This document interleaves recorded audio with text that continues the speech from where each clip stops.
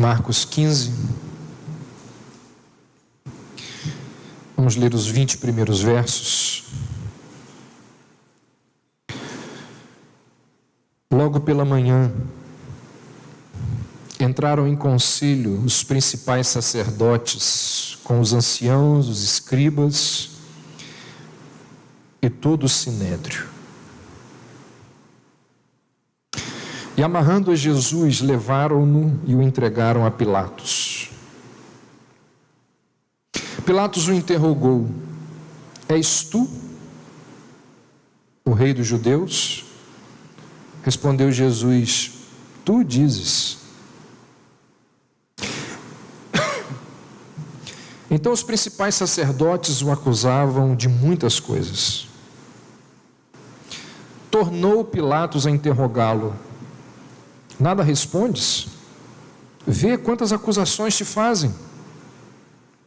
Jesus, porém, não respondeu palavra alguma, a ponto de Pilatos muito se admirar. Ora, por ocasião da festa, era costume soltar ao povo um dos presos, qualquer que eles pedissem. Havia um, chamado Barrabás, preso com amotinadores, os quais, em um tumulto, haviam cometido homicídio. Vindo a multidão, começou a pedir que lhes fizesse como de costume. E Pilatos lhes respondeu dizendo: Quereis que eu vos solte o rei dos judeus? Pois ele bem sabia que por inveja os principais sacerdotes lhe haviam entregado. Mas estes incitaram a multidão no sentido de que lhes soltasse de preferência Barrabás. Mas Pilatos lhes perguntou: Que farei então deste a quem chamais o rei dos judeus? Eles, porém, clamavam: Crucifica-o. Mas Pilatos lhes disse: Que mal fez ele? E eles gritavam cada vez mais: Crucifica-o. Então Pilatos, querendo contentar a multidão, soltou-lhes Barrabás. E após mandar açoitar a Jesus, entregou-o para ser crucificado. Então os soldados o levaram para dentro do palácio, que é o pretório, e reuniram todo o destacamento. Vestiram-no de púrpura e, tecendo uma coroa de espinhos, lhe a puseram na cabeça e o saudavam dizendo: Salve, rei dos judeus. Davam-lhe na cabeça com um caniço, cuspiam nele e, pondo-se de joelhos, o adoravam. Depois de o terem escarnecido, despiram-lhe a púrpura e o vestiram com as suas próprias vestes. Então conduziram Jesus para fora com o fim de o crucificarem. Até aí. Esse texto ele fala da última semana da vida de Jesus. Na verdade, 40% dos evangelhos tratam dos últimos 7 dias da vida de Jesus, nos lembrando que a ênfase das Escrituras está na morte e não no nascimento de Jesus. Essa era a época da Páscoa. E na época da Páscoa muitas coisas aconteciam ali em Jerusalém. O governador romano deixava lá o palácio dele, que ficava em Cesareia, e se dirigia até Jerusalém. Era um evento tão importante que a autoridade máxima ali da região ia até Jerusalém. A Bíblia diz que os judeus, não só a Bíblia, mas a história mostra que os judeus dos 4 cantos da terra, daquelas localidades ali, se dirigiam para Jerusalém para juntos celebrarem a Páscoa. O maior historiador dos judeus, um camarada chamado Flávio Joséfo, ele dizia que nessa época aproximadamente 3 milhões de judeus se encontravam em Jerusalém. Sabe-se que Joséfo deu uma exagerada, uma pequena exagerada, e que uma cidade de 80 mil comportava aí no máximo 250 mil pessoas. Joséfo falou em 3 milhões, mas o fato aqui é que Jerusalém ficava abarrotada de gente. Sabe aquelas cidades turísticas na época do verão? Búzios, Guarapari, como que quadruplica a população, né? Jerusalém era mais ou menos isso, só que muito mais. E a cidade então estava ali nesse momento aqui cheia de gente, com muitos turistas, empolvorosa, agitada. E é diante desse cenário, diante desse contexto que acontece isso que é descrito aqui no capítulo 15 por Marcos. E Marcos nos fala de pelo menos 6 personagens que estiveram envolvidos diretamente com a crucificação de Jesus. E de todos eles, Jesus é o protagonista, é o maior. Marcos começa dizendo, olha aí no verso 1, dos sacerdotes, escribas e anciãos. Marcos diz assim: logo pela manhã, eles entraram em conselho, começaram a conversar, fizeram ali as reuniões deles,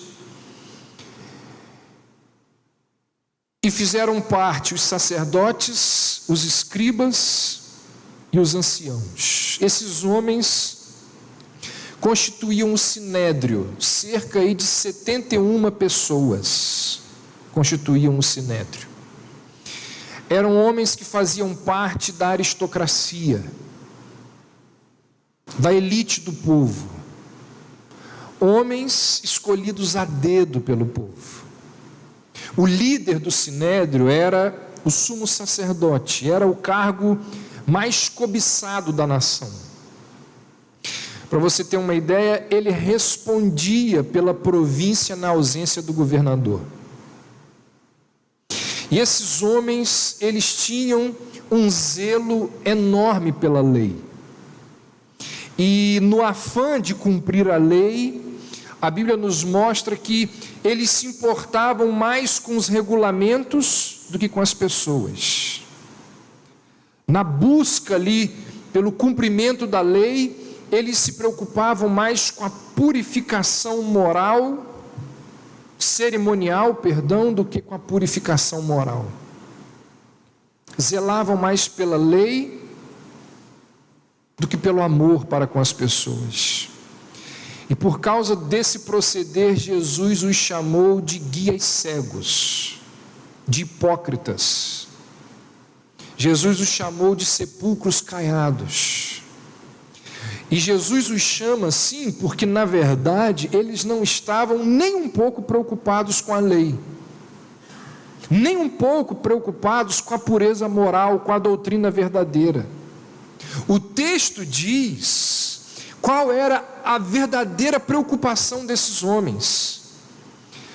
O texto vai dizer aí no verso 10 que Pilatos sabia que por inveja aqueles homens tinham entregado a Jesus. E alguém disse que inveja é o lado inverso da moeda chamada vaidade. Ou seja, aqueles homens eram vaidosos, extremamente orgulhosos, se orgulhavam da sua história como nação, achavam lá que, da relação que a sua nação tinha para com Deus, se orgulhavam disso, se orgulhavam do seu papel como líderes religiosos da nação, se orgulhavam da sua autoridade. E naquele contexto ali aparece um rabi, aparece um homem que atrai para si uma multidão de pessoas. Um homem que ensina com uma autoridade impressionante, um homem que realiza milagres, um homem que questiona a posição e a autoridade deles. Então eles ficam extremamente zangados por causa da inveja, por causa da vaidade que existe em seus corações. E com o passar do tempo, a Bíblia diz que eles resolvem e decidem eliminar Jesus. E aqui no texto é dito que eles ficam por trás, incitando a multidão para pedir a morte de Jesus. E quando Jesus foi preso, Pilatos vira para Jesus e disse: olha, quem me entregou a ti, maior pecado tem. Pilatos conhecia aquela corja. Pilatos sabia quem eram aqueles homens, porque Pilatos lidava com eles.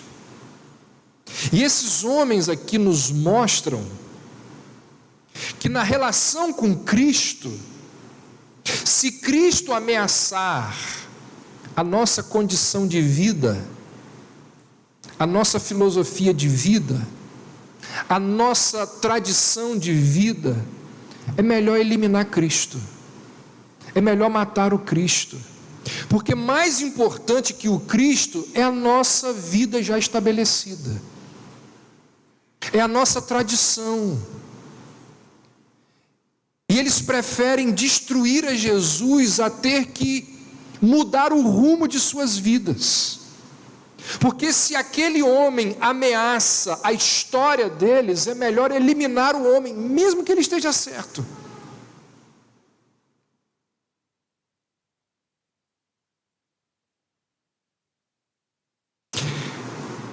De forma que a Bíblia nos convida a pensarmos se nós também não agimos assim. Até onde nós estamos dispostos a abrir mão das nossas tradições por causa de Jesus Cristo? Gente, será que assim como aqueles homens, nós também não ficamos zangados quando Jesus resolve dar palpites na nossa vida particular? Será que assim como aqueles homens, nós também não ficamos zangados quando Jesus exige obediência da nossa parte? E essa obediência vai nos custar algumas coisas das quais nós não estamos dispostos a abrir mão.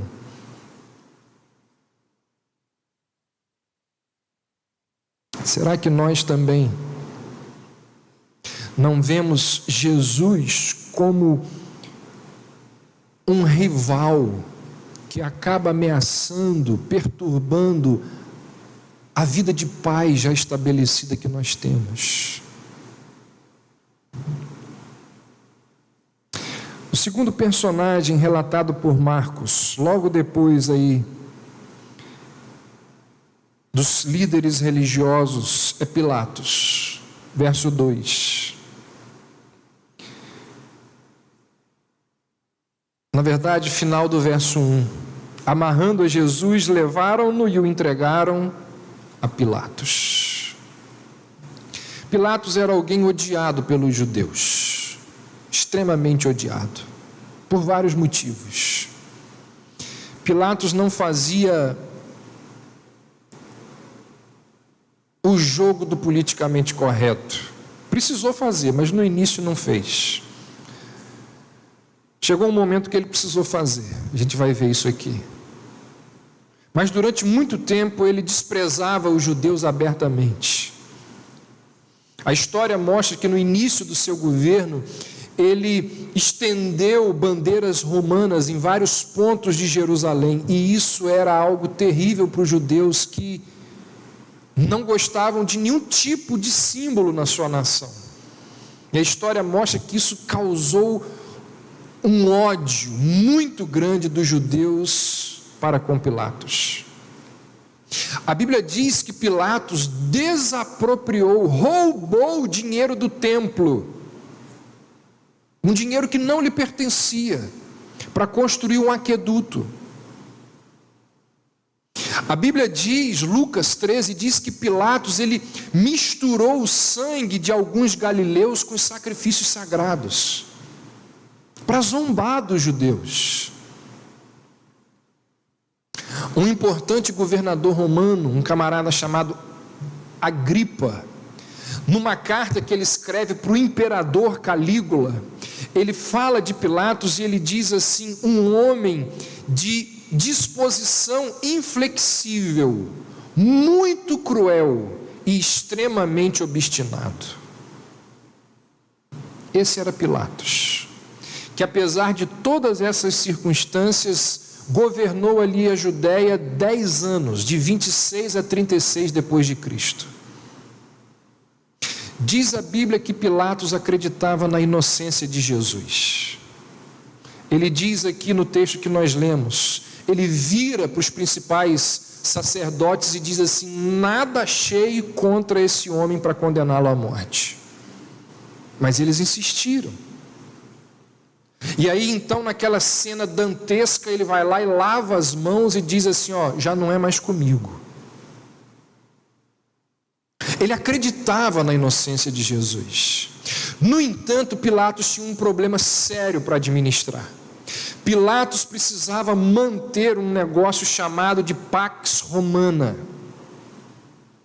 E a Pax Romana foi aquela política que os romanos adotaram algum tempo antes desse evento aqui, de nas suas províncias os governadores manterem o máximo possível a paz, porque o Império Romano começou a ter que lidar com essas sublevações em vários pontos, e isso causava problemas, causava transtorno financeiro para o Império Romano ter que ficar deslocando o exército para vários lugares.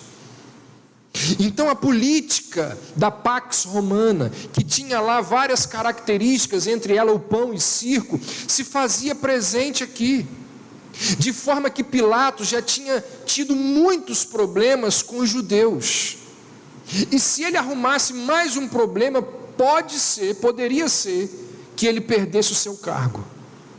Qualquer agitação popular contra o império naqueles dias poderia custar o emprego de Pilatos.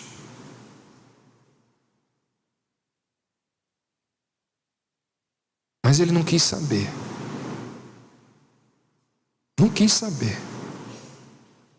Nem mesmo quando a mulher dele o advertiu. A mulher nele era neta do imperador César Augusto, maior imperador da época.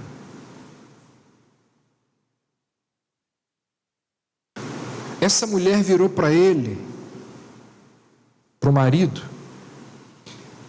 e disse assim: olha, não te metas com esse homem, porque essa noite eu tive um sonho extremamente perturbador por causa dele. Então assim, Pilatos, ele se vê pressionado, e quem decide é ele. E ele tenta, ao mesmo tempo, soltar Jesus, porque ele crê na inocência de Jesus, ele é alertado da inocência de Jesus das mais diversas formas, mas ele tem medo da multidão, de que a multidão revoltada podia custar-lhe o emprego. Então ele tenta, ao mesmo tempo, libertar Jesus e pacificar os judeus. Ele tenta, ao mesmo tempo, ser justo e injusto. E a Bíblia diz que ele tenta fazer isso de 3 formas. Primeiro, ele envia Jesus para Herodes.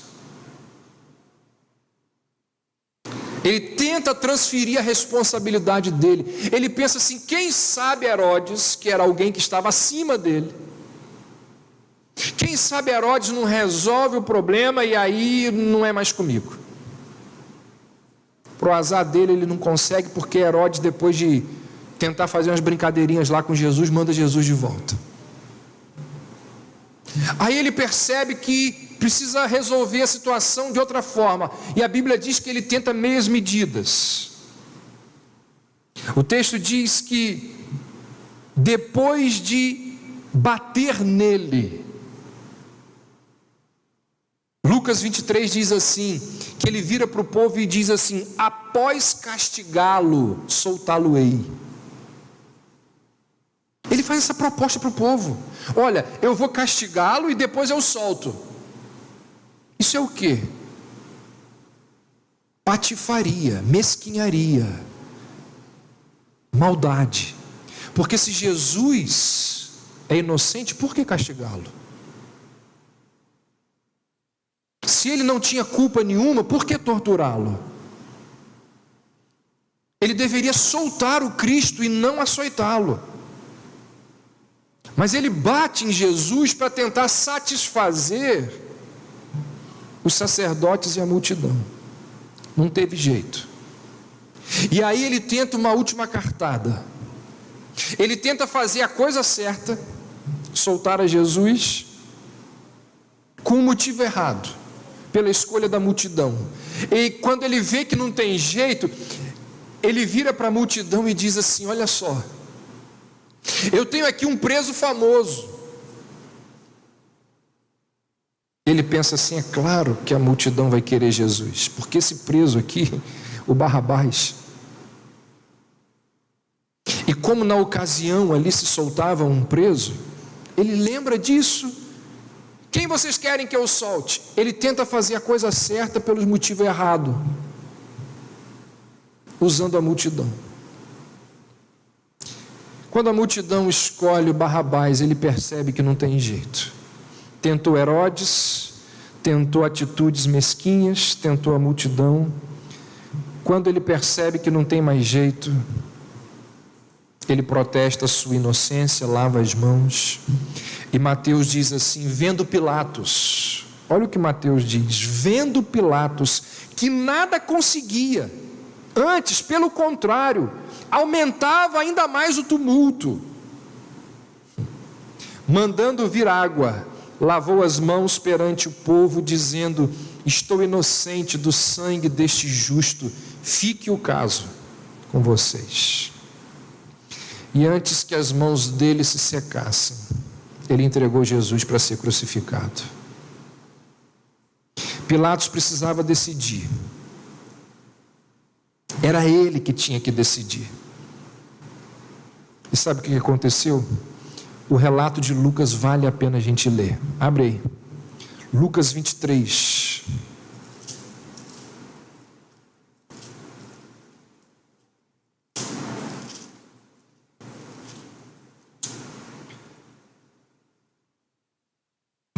Lucas 23, a partir do verso 23. Mas eles instavam com grandes gritos, pedindo que fosse crucificado. E o seu clamor prevaleceu. Então Pilatos decidiu atender-lhes o pedido.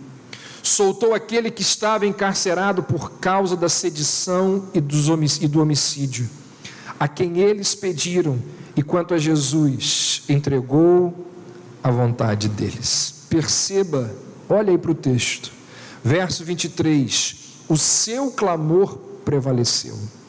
Verso 24, Pilatos decidiu atender-lhe o pedido. Verso 25, quanto a Jesus, entregou à vontade deles. Então perceba, o clamor deles, o pedido deles, a vontade deles. Pilatos atende eles. Então a escolha aqui era entre o princípio e a conveniência. Pilatos escolheu a conveniência. Era entre a honra e a ambição. Pilatos escolheu a ambição. E ele entrou para o credo cristão como um dos principais responsáveis pela morte de Jesus. O credo diz que Jesus foi crucificado sob Pôncio Pilatos. O que Pilatos nos lembra? A minha popularidade acima de Jesus Cristo. Se for para eu perder a minha popularidade, eu prefiro matar Jesus. E a minha popularidade, ela vem através de, muitas vezes, dinheiro. De amigos, de circunstâncias. E muitas vezes, se nós nos posicionarmos do lado dos princípios cristãos, nós vamos perder. Nós vamos ser postos de lado. São muitas as situações em que, para a gente ficar bem com os outros, a gente acaba ignorando as ordens bíblicas, não é verdade? Para ficar bem com o outro, vai saber o que o outro vai pensar de mim? É o Pilatos. A minha popularidade acima de Jesus. Para ficar bem com todo mundo, eu assassino Jesus. Eu mato os princípios da palavra de Deus. A vontade deles, o clamor deles, o pedido deles. Não se engane, isso está muito mais próximo de nós do que a gente imagina. Nós temos destruído Jesus e os princípios da palavra de Deus por causa de popularidade. Quando que a Bíblia diz, importa agradar a Deus e não aos homens. Quando João Batista disse, importa que ele cresça. Nós temos muitos Pilatos entre nós. Gente que, para ficar bem com a turma, destrói Jesus Cristo. Voltando lá para Marcos 15, o terceiro personagem relatado por Marcos é a multidão. Verso 14. Mas Pilatos lhes disse, que mal fez ele? E a multidão gritava cada vez mais, crucifica-o. Dias depois desse acontecimento aqui, no famoso sermão pregado lá no Pentecostes, Pedro disse o seguinte, o Deus de nossos pais glorificou o seu servo Jesus, a quem vós traístes e negastes perante Pilatos, quando este havia decidido soltá-lo.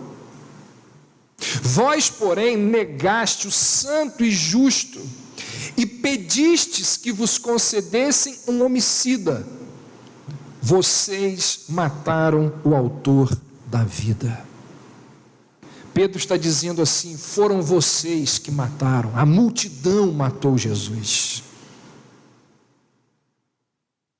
Nós temos aprendido ao longo de muito tempo que as multidões, elas não são boa referência. Não são. A Bíblia diz que foi a multidão que construiu um bezerro de ouro. Foi a multidão que resolveu não seguir Josué e Calebe. Foi a multidão, segundo as Escrituras, que apedrejou Estevão. Foi a multidão que, lá em Atos, inicialmente quis prestar culto a Paulo, depois o apedrejou. Foi a multidão que aqui gritou Hosana e depois gritou crucificam. Diz o texto que foi a multidão que escolheu Barrabás. Então a multidão não é boa referência. Tem um ditado que diz que não é porque o restaurante está cheio que a comida é boa. As multidões, elas são apresentadas nas Escrituras como inconstantes, como volúveis. E coisa muito terrível, triste, é quando nós ouvimos alguém dizer sobre o outro assim: fulano não tem opinião própria, fulano é um Maria vai com as outras. Pilatos é um exemplo desse aqui, é uma pessoa volúvel. Pilatos é alguém que se parece com a multidão, porque quando ele vira para Jesus e pergunta assim: és tu o Cristo?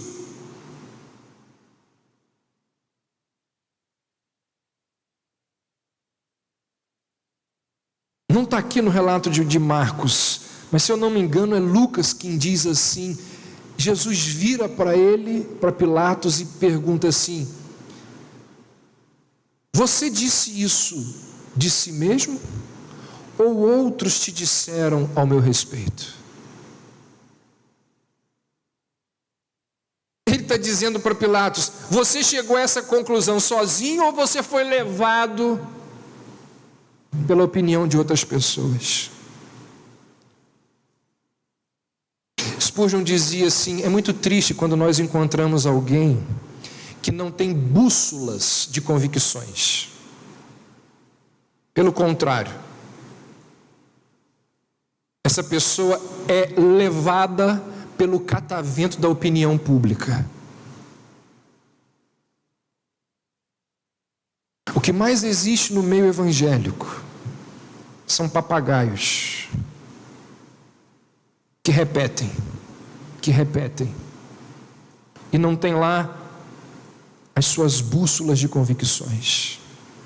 Raramente nós encontramos uma bigorna que diz assim: não tenho medo do martelo, pode bater. Vocês podem ter certeza que muitas das nossas fraquezas, elas nascem da nossa falta de convicções arraigadas. Nós somos volúveis, muitos são volúveis. Quando Paulo escreve a Timóteo, Paulo vira para ele e diz assim: a fé que tens, tenha em ti mesmo. Paulo estava dizendo para aquele jovem pastor: nunca terceirize a sua consciência. A fé que tens, tenhas em ti mesma. Então a multidão aqui, esse terceiro personagem do texto, nos lembra que muitos preferem a vontade da maioria acima da vontade de Jesus. Quantos que costumam assassinar o Cristo por causa da maioria? Quantos que fazem o que não devem fazer e deixam de fazer o que precisa ser feito por influência da maioria? Os sacerdotes julgaram, Pilatos sentenciou, a multidão pediu para crucificar e Jesus foi entregue nas mãos dos soldados. O quarto personagem aqui do nosso texto. A obrigação dos soldados era simples: apanhar ali o Nazareno e levá-lo até o monte e ali crucificá-lo. Mas diz o texto que aqueles soldados, eles tiveram uma outra ideia. Antes de crucificar, eles pensaram em brincar, em se divertir primeiro. Fortes, descansados, armados, aqueles soldados, eles cercaram aquele carpinteiro galileu, exausto, quase morto, e o atacaram covardemente. Covardemente. Você consegue imaginar essa cena? Não era para eles baterem em Jesus. Era para eles apanharem o Nazareno e levá-lo até o monte e ali crucificá-lo. Eles batem em Jesus.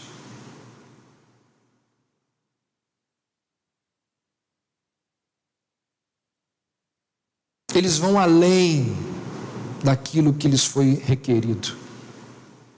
Marcos diz que eles cuspiram em Jesus. Por que isso? Gente, o ato de cuspir não tem a finalidade de machucar o corpo. Qual é a finalidade de alguém cuspir no outro? É o desprezo, é o descaso, é para ferir algo que vai além do corpo. Fizeram isso com a intenção de degradar aquele que estava ali diante deles. Colocam nele uma coroa, criam lá uma coroa de espinho e colocam nele para brincar com a realeza dele. É o rei da festinha ali dos soldados, é um rei palhaço. Colocam na mão dele, diz o texto, um caniço quebrável, para mostrar ali que o reino que aquele homem dizia ter era um cetro de fraqueza. Diz o texto que vestiram o Cristo com um manto de púrpura, dificílimo de ser encontrado, mas eles deram um jeito, para brincar com a realeza de Jesus. E aqueles soldados, eles estavam zombando daquele que Isaías viu num alto e sublime trono. Aqueles soldados estavam zombando daquele que João viu exaltado acima de tudo e de todos. Aqueles soldados estavam zombando de uma das pessoas da Trindade, do Deus Santo. Estavam rindo, cuspindo no leão de Judá, no Rei dos Reis. Estavam rindo, zombando, ironizando daquele que, como Paulo vai dizer, um dia todos os homens dobrarão os seus joelhos para reconhecer quem ele é. Eles estavam se elevando à custa de outra pessoa, sentiram-se grandes em humilhar o Cristo. Hoje eu sou um soldado, quem sabe amanhã eu sou um centurião, depois de amanhã eu sou um general. Qual é a postura de vida desses homens?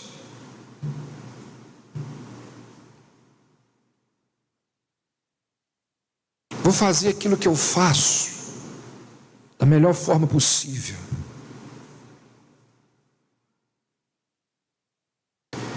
E vou colocar o meu serviço acima do próprio Cristo. Se preciso for, eu mato o Cristo por causa daquilo que eu faço.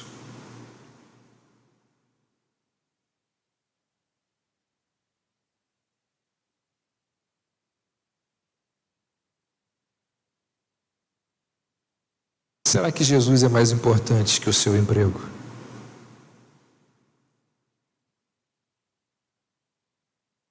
Do que aquilo que você faz? O quinto e penúltimo personagem relatado por Marcos é Barrabás. Não se sabe muito sobre ele. O que nós sabemos é que ele era um preso famoso, notório, conhecido. Porque quando Pilatos pensa ali na troca, imediatamente ele pensa em Barrabás. Cometeu um homicídio. E Barrabás aqui simboliza a troca do justo pelo injusto.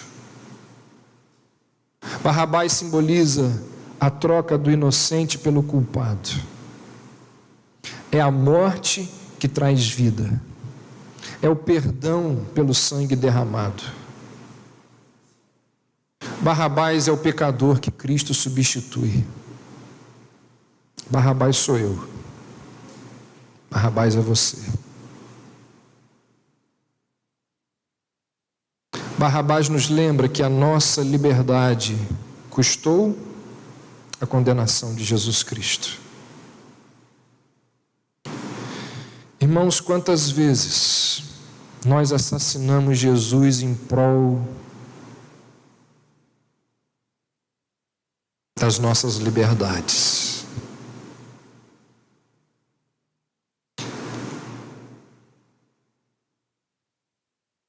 O sexto e último personagem é Jesus Cristo, superior a todos os outros. É alguém que diz ao Pai assim: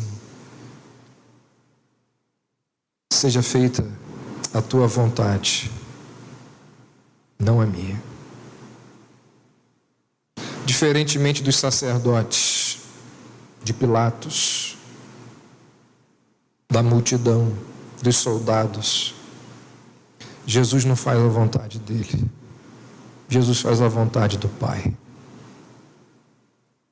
Aqui nós vemos a figura que a Bíblia utiliza para Jesus como Cordeiro de Deus. Ele é manso, ele fala pouco, fala muito pouco.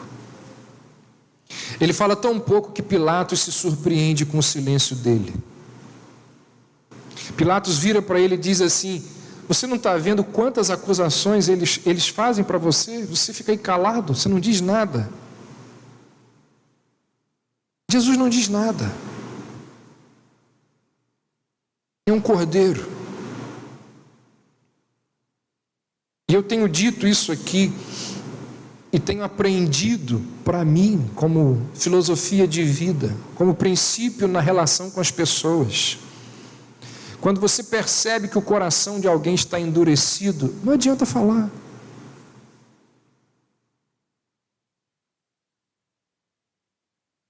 Quantas coisas eu queria dizer para alguns, não adianta falar. Tem que entregar para Deus e orar. Jesus nos lembra o compromisso com a vontade de Deus, independentemente do que essa vontade possa nos causar. Ele vai até a morte, porque ele quer fazer a vontade do Senhor. Eu quero encerrar e passar aqui para o nosso momento de ceia lembrando o seguinte: nós não podemos condenar nenhum desses personagens. Sabe por quê? Porque se nós estivéssemos no lugar deles, nós teríamos feito exatamente o mesmo. E na verdade, nós temos feito isso ao longo das nossas vidas. Nós temos colocado coisas, pessoas, confortos, vontades acima de Jesus Cristo.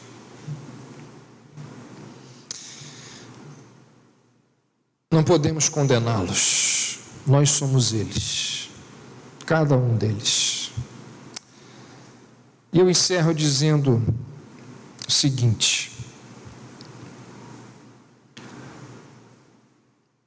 da perspectiva humana e histórica, olhando para os fatos,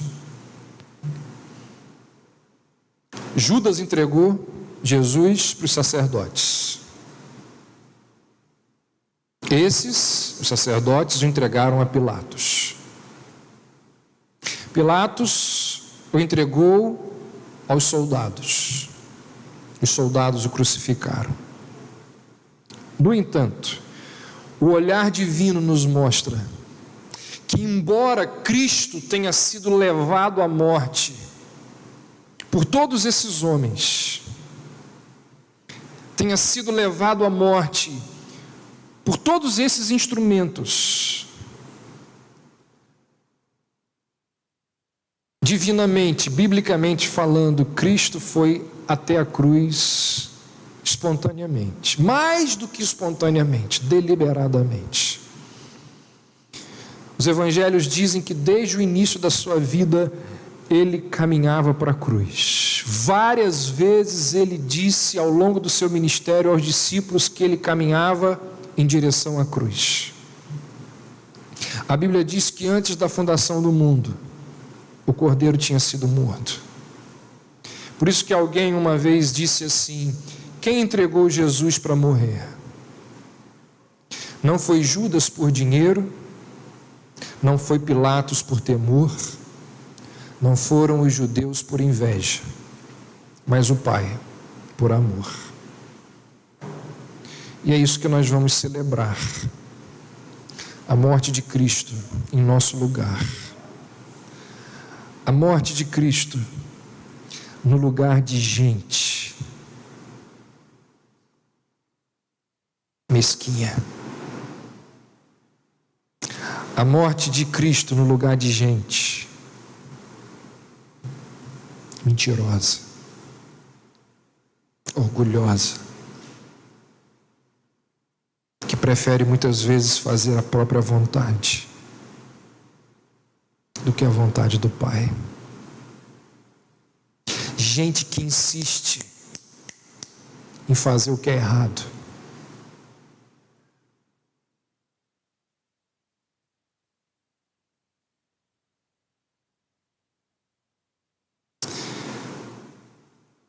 Irmãos, que grande Deus nós temos. Que grande Deus nós temos. Que continua amando pessoas como eu e você. E é isso que nós vamos celebrar, agradecer, louvar ao Senhor. Porque a despeito de nós, Ele enviou o seu Filho para morrer em nosso lugar. Enquanto o pessoal vai vir aqui cantar, pense nisso, pondere isso. Podem vir o pessoal da música, pondere sobre isso. Analise tudo isso que foi dito e ore ao Senhor, agradecendo pelo grande Deus que Ele é. Amém.